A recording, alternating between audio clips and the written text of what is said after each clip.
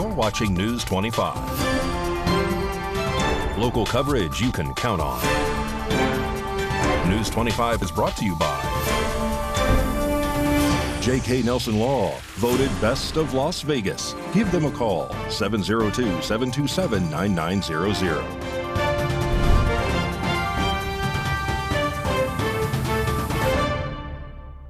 Thank you for joining us here on News 25 and Ace Country Radio and streaming at KPVM.TV and now on Roku devices on this Wednesday, January 29th, 2025. Good evening. I'm Chris Palermo. Here's what's happening. Las Vegas police have given us an update on the shooting that took place last Friday in Boulder City.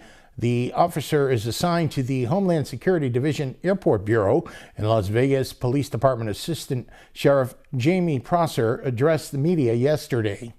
Assistant Sheriff Jamie Prosser with the Las Vegas Metropolitan Police Department. I'm here to provide you additional details of an officer-involved shooting which occurred on Friday, January 24th, 2025. This is the first officer-involved shooting this year and the first fatal officer-involved shooting. At this same time in 2024, we had no officer-involved shootings. This recent event was reported as a battery call in the 800 block of 6th Street, Boulder City, Nevada, at approximately 9:16 a.m. You can see the scene to my left. The officer involved in this incident is Cesar Ibarra. He is 48 years old and has been with the LVMPD since 2005. Officer Ibarra was armed with an M&P 9mm handgun. The investigation has revealed he fired 2 rounds. He is assigned to the Homeland Security Division Airport Bureau. It should be noted that Officer Ibarra was on his regularly scheduled day off, but because he identified himself as a police officer and took action as a police officer during this incident, we are considering it an officer-involved shooting. The suspect in this investigation has been identified as Jeremiah Bouchard. He was 45 years old, 5 foot 9 inches tall, and weighed 202 pounds. The following are Bouchard's charges should he have survived: 1 count attempted murder, and 1 count battery on a protected person. The details of this officer-involved shootings are as follows. On January 24th, 2025, at approximately 9:16 a.m., Boulder City Police received a call with an open line from the 800 block of 6th Street in Boulder City, Nevada. Dispatchers could only hear what appeared to be fighting in the background. A female could be heard saying her husband was in the front of their residence armed with a firearm, and shortly after, shots were fired. Boulder City police officers arrived on scene and rendered aid to the male, later identified as Jeremiah Bouchard, who was in the front yard of a residence. They requested medical personnel, and he was later pronounced deceased. Boulder City Police learned LVMPD Officer Ibarra had heard commotion coming from the neighbor's backyard. After being alerted by the commotion, Officer Ibarra witnessed Bouchard physically assault a clothesline in the victim's backyard as though he was physically trying to pull it out of the ground. He then observed Bouchard body slam the victim onto the ground, get on top of her, and began to strike her on her face. Officer Ibarra was able to separate himself from Bouchard and drew his own firearm. He identified himself as a police officer and provided several verbal commands to get on the ground and back away. Despite those commands, Bouchard moved forward toward the victim, causing Officer Ibarra and his wife to discharge their weapons, striking Bouchard. More news now. It was the first day of confirmation hearings for Robert F. Kennedy Jr. as he hopes to be installed as Health and Human Services Secretary in the new President Trump administration. Nevada Senator Catherine Cortez Masto was there representing the Silver State. So we've already negotiated lowering prices for 10 drugs with Big Pharma. And Big Pharma, by the way, opposes this. They have not only are asking for a pause, they have filed lawsuits, but we've already negotiated the first 10 drugs. And we want to expand it to the next 10 to 15 that the Biden administration has put forward. Would you agree and continue that path of really mandating that Big Pharma come to the table and negotiate drug prices for Medicare so we can lower those prices for Americans? My understanding is that the executive order that was issued today, which I haven't seen, but I've read a summary. Well, let me ask you this then, because you keep citing the Trump administration and you're just going to follow what they say. Is that what you're doing? You're just a rubber stamp for them in this position? So anybody, so it doesn't matter that you're before us. It could be anybody coming before us as long as they're a rubber stamp for this administration and disregarding your beliefs and what you think.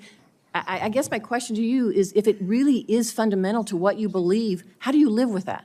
How do you address those issues as you're moving forward, you want me to knowing answer that the it's going to question, harm Senator? Americans? Yeah. You want me to answer the question? No, I'm asking you. Okay. President Trump has asked me to end the chronic disease epidemic and make America healthy again. And I'm So in a is that the unique only reason why position. you're at HHS? Is that the Excuse only me. reason why then you're at the HHS to address that one issue? President Trump has asked me because I'm in a unique position to end that. And that is what I'm doing. And if we don't solve that problem, Senator, all of the other disputes we have about who's paying and whether it's insurance companies, whether it's providers, whether it's HMOs, whether it's patients or families, all of those are moving deck chairs around on the Titanic. Our ship is sinking. Our 60% increase in Medicaid over the past 4 years is the biggest budget line now, and it's growing faster than any other. And no other nation in the world has what we have here. No other nation has a chronic disease. We have the highest chronic disease burden of any country in the world. We had, during COVID, we had 16% of the COVID deaths in a country. We only have 4.2% of the world's population. We had a higher death count than any country in the world. And when CDC was asked why, they said it's because Americans are the sickest people on earth. The average person who died from COVID, American, had 3.8 chronic diseases. This is an existential threat economically, to our military, to our health, to our sense of well-being. And it is a priority for President Trump. And that's why he asked me to run the agency. And if I'm privileged to be confirmed, that's exactly what I'll do. Much more news coming up, including many local stories. You're watching News 25.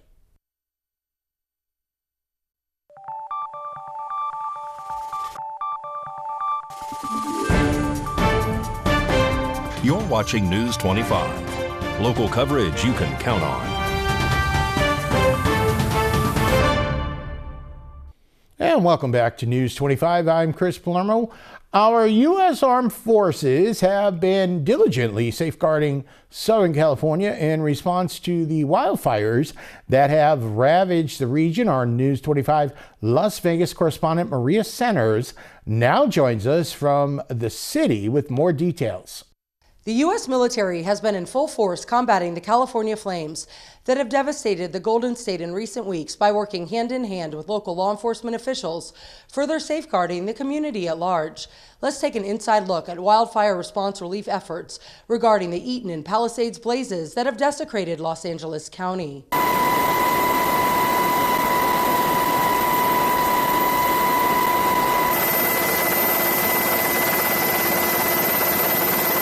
We currently have 2 missions, traffic control points, and we also have roving patrols. And both of those are in order to prevent looters and also to control population from coming back into areas that haven't been vetted by the Sheriff's Department or LAPD.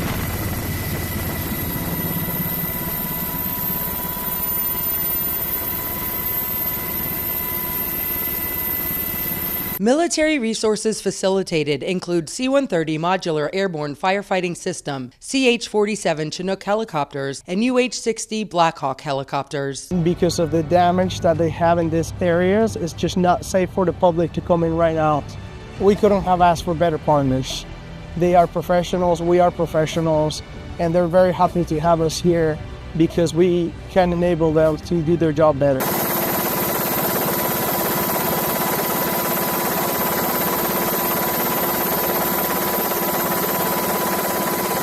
More than 1,000 soldiers are posted at over 100 traffic points across Los Angeles. We trust them. We absolutely trust them to go out to these traffic control points, interact with the population, be empathetic, and let them know, hey, we understand, we feel for you, but at the same time, we want you to be safe. Again, these are soldiers from your community, and they're personally invested in making sure their communities are safe. The cause of much of the Eaton and Palisades flames still remain under investigation, while SoCal windy weather conditions further exacerbated the disaster, with wind gusts reaching 80 to 100 miles per hour.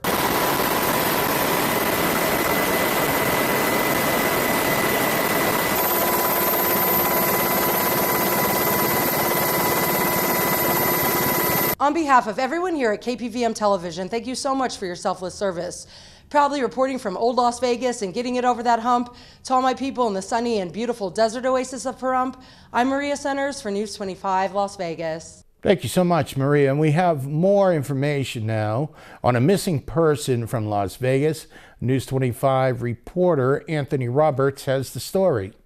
Las Vegas authorities and family members are urgently seeking information on the whereabouts of Lauren Suzanne, also known by her nickname Lo. Lauren was last seen on January 17th after telling her grandmother she would return the following day but never did. Lo is described as a 5'4", 100-pound woman with brown hair and brown eyes. She was last spotted on Lake Mead Boulevard between Sloan Lane and Mount Hood in the company of her son's father, Eric Hammock. Her sudden disappearance has raised concern among family and friends who are pleading for the public's help in locating her. If you have any information regarding Lo's whereabouts, you are urged to contact the Las Vegas Metro Police Department's Missing Person Unit at 702-828-2907, or to remain anonymous, you can call Crime Stoppers at 702-385-5555.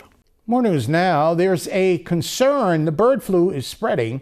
It's been detected in Churchill County here in Nevada, and that's the first case in the north and the second in the whole state. Here's News 25's Kaylee Bentler with more.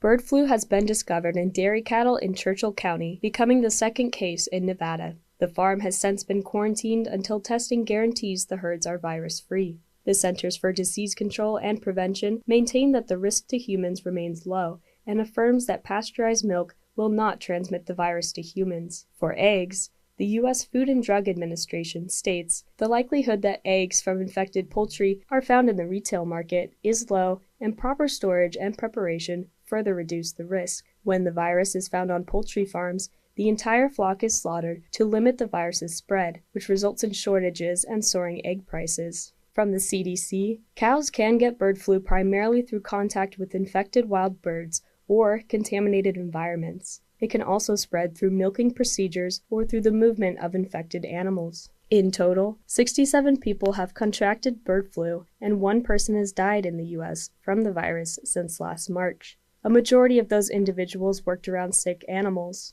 The Nevada Department of Agriculture website advises that livestock workers should monitor for symptoms, which may be mild, including fever, eye redness or irritation, or respiratory symptoms. Individuals showing signs of illness should seek medical attention. Livestock workers or farms in need of personal protective equipment can access assistance and resources through the Central Nevada Health District by calling 775-866-7535.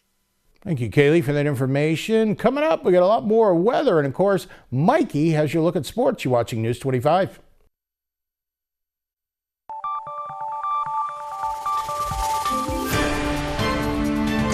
You're watching News 25. Local coverage you can count on. News 25 is brought to you by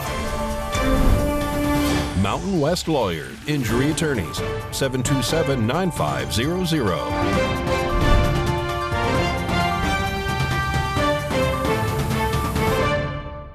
And welcome back to News 25. I'm Chris Palermo. Mikey has your look at sports. The Vegas Golden Knights came so close to win against their rivals, the Dallas Stars, and you'll be amazed at the cost of tickets for this year's Super Bowl.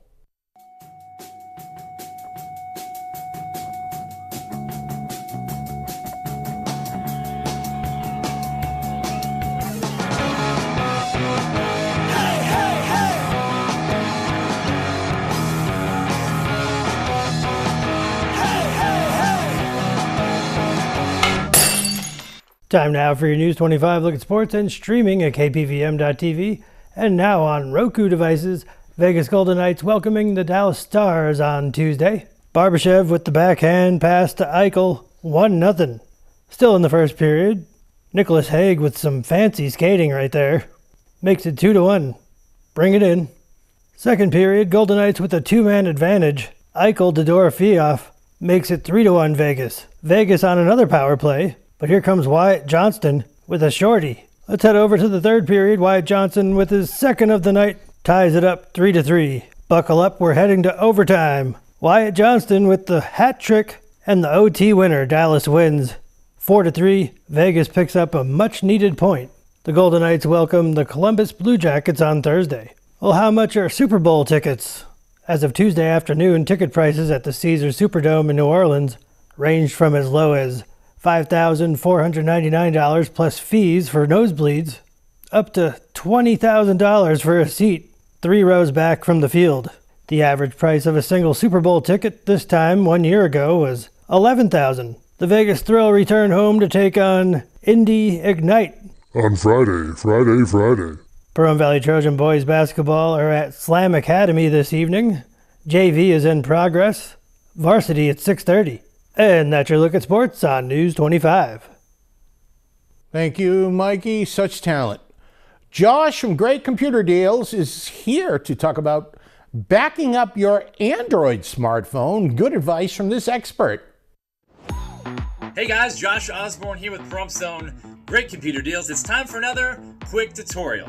If you've been following it along, we've been discussing backups and how important it is this day and age to make sure all that important data on our phones, our tablets, our laptops, our desktops gets backed up in the event of an emergency. We see it in this repair center all the time. I hate having to give out bad news when that data is lost forever. There is something you could do about it, but you have to act now. We're going to discuss right now how to back up your Android smartphone.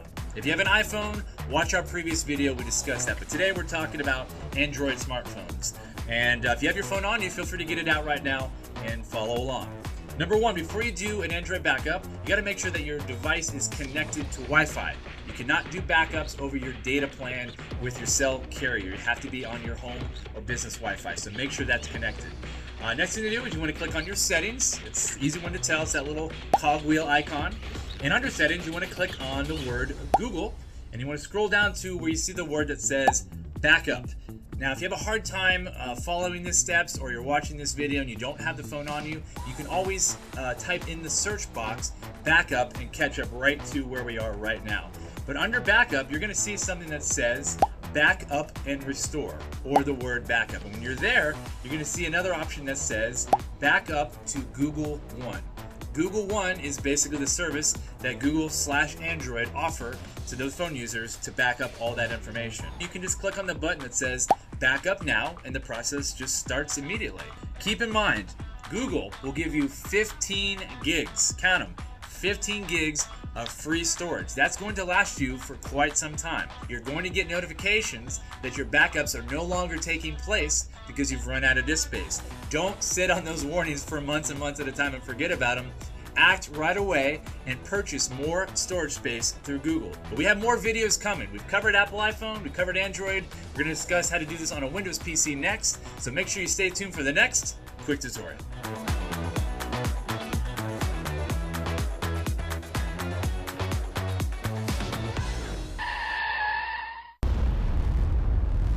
News 25 WeatherCam is brought to you by Lerner & Rowe Injury Attorney's Office in Pahrump In a wreck, need a check? Call 702-877-1500. That's the Lerner Row weather cam, snow-capped Mount Charleston right there outside of our studios here in Pahrump. Now I've got to ask you a question. Are you ready for 80 degrees? Well, I exaggerate only slightly. A warm-up is coming. Kaylee tells you all about it.